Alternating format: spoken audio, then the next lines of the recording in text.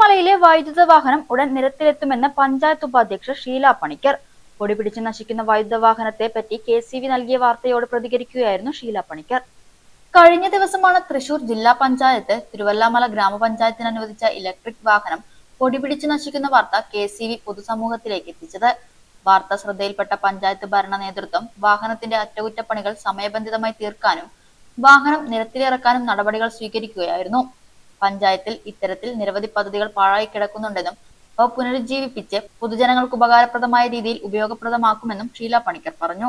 തൃശൂർ ജില്ലാ പഞ്ചായത്ത് അനുവദിച്ച electric auto ഉപയോഗശൂന്യമായി കിടക്കുകയാണെന്നുള്ള ഒരു ആരോപണം കേട്ടു. അത് 2 വർഷമായി ഉപയോഗശൂന്യമായി ടാക്സി സ്റ്റാൻഡാണ് കിടന്നിട്ടുണ്ടായിരുന്നത്. ഇപ്പോൾ ഞങ്ങൾ അതിൻ്റെ മെയിൻ്റനൻസ് വർക്ക് നടത്തി ടയർ മാറ്റി ബാറ്ററി മാറ്റി അത് ഉപയോഗപ്രദമാക്കാൻ ഉദ്ദേശിച്ചിരിക്കുകയാണ്. വരും ദിവസങ്ങളിൽ ഉടനെ തന്നെ അത് നിരത്തിലെത്തുന്നതാണ്. ഇതേപോലെയുള്ള പല കഴിഞ്ഞ ഭരണസമിതി മുടങ്ങിക്കിടക്കുന്ന പദ്ധതികൾ, സാംസ്കാരിക പഠന കേന്ദ്രങ്ങൾ, ആരോഗ്യ ഉപകേന്ദ്രങ്ങൾ, ഗ്രാമകേന്ദ്രങ്ങൾ മുതലായ പദ്ധതികളെല്ലാം വരും ദിവസങ്ങളിൽ തുടർച്ചയായിട്ട് അത് ജനങ്ങളിലേക്ക് എത്തിക്കാനുള്ള നടപടിയാണ് ഈ ഭരണസമിതി കൈക്കൊള്ളാൻ ഉദ്ദേശിച്ചിട്ടുള്ളത്.